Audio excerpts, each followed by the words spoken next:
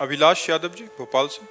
राधे राधे महाराज जी। राधे राधे महाराज जी। महाराज जी, पिछले एक वर्ष में जब से आपका सत्संग सुना है, श्री जी की कृपा से 1,54,00,000 नाम जप हो गया महाराज जी, जिसमें मुझे परोपकार की भावना उत्पन्न हो रही है महाराज जी। अभी इनका कहना था कि जैसे कोई दीनहीन या किसको देखता हूं तो अपना भजन दे देता हूं कि मेरा इतना भजन उनको दे दो। तो महाराज जी, ऐसा करने से भजन नष्ट हो? नहीं, पहले तो अपने लक्ष्य तक पहुंचो पहले, नहीं तो बीच में ही लुट जाओगे। भगवत प्राप्ति जब तक ना हो, अब तुम्हारे को प्रक्रिया बदलनी चाहिए। जो भजन करो वो भगवान को समर्पित करो। जो भजन करो वो भगवान को समर्पित करो।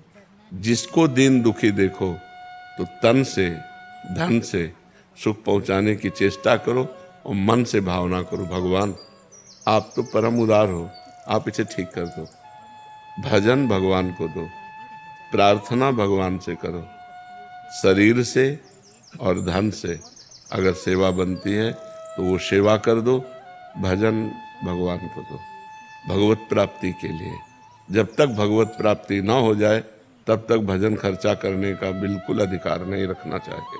महाराज जी, उस समय मन बहुत द्रवित हो जाता है, तो तन से सेवा कर दो और मन से प्रार्थना कर दो।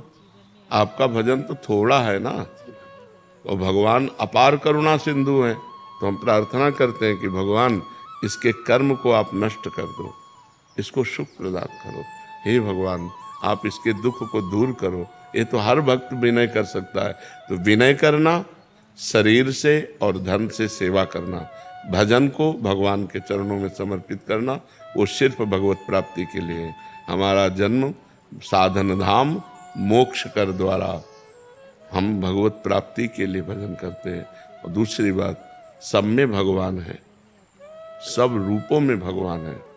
तो जब कोई दुखी हो तो देखो भगवान दुख की लीला कर रहे हैं।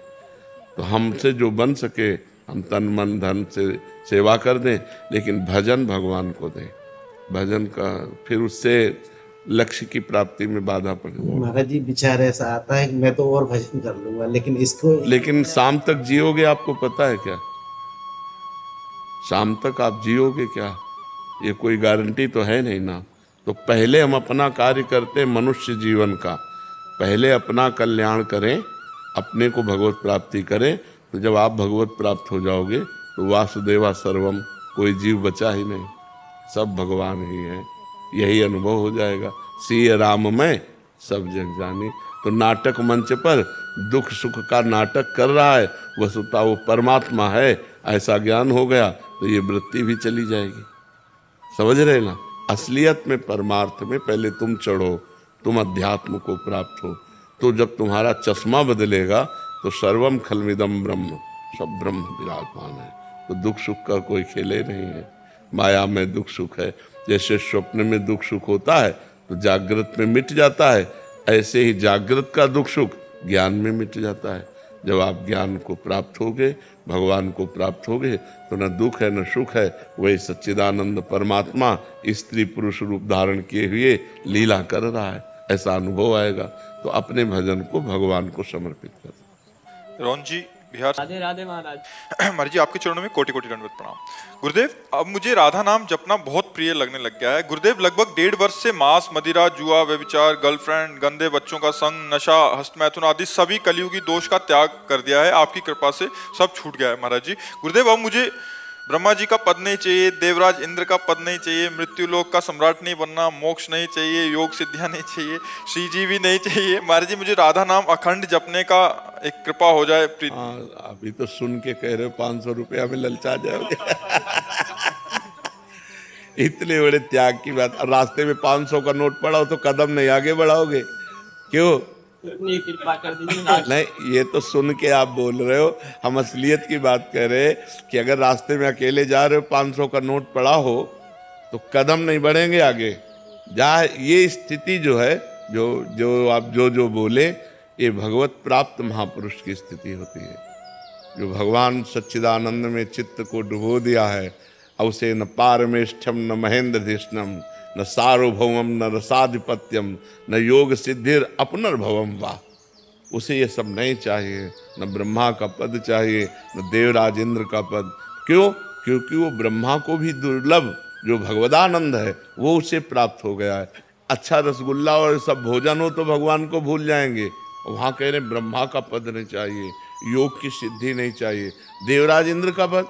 बड़े बड़े ऋषि मुनियों के मन में क्षोभ पैदा कर दे तो अभी क्या है, सुन सुना के बोल रहे सुन सुना के बोल रहे। अभी माया का प्रभाव तो देखा नहीं है, पर बच्चे ऊपर बहुत अच्छी मांग है तुम्हारी, बहुत अच्छी मांग है। स्वरूप तो महाराज जी से अलग है।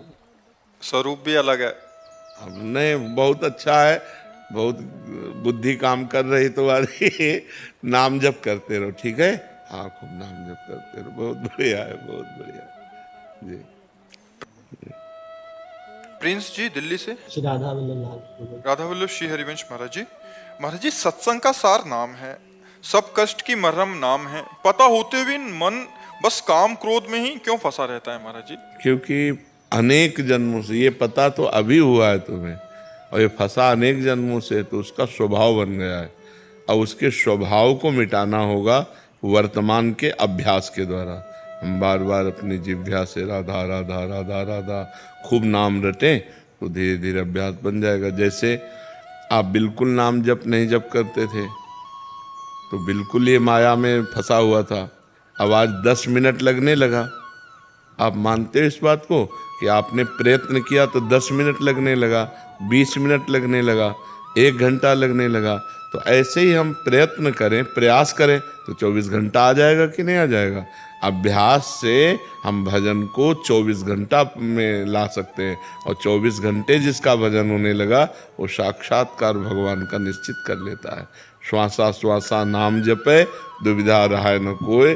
जो हर श्वास में भगवान का नाम जप करता है उसे निश्चित भगवत प्राप्ति हो जाती है। लोक परलोक के सारे सुख उसे प्राप्त हो जाते हैं जो भगवान का नाम जप करता है। अभी हमारी बुद्धि में केवल ये बात सुन सुना के आई है, अनुभव में तो आया नहीं। जब अनुभव में आ जाएगा तो फिर मन नहीं जाएगा, फिर वो भगवान में लग जाएगा। ठीक है? राधा राधे राधा राधे।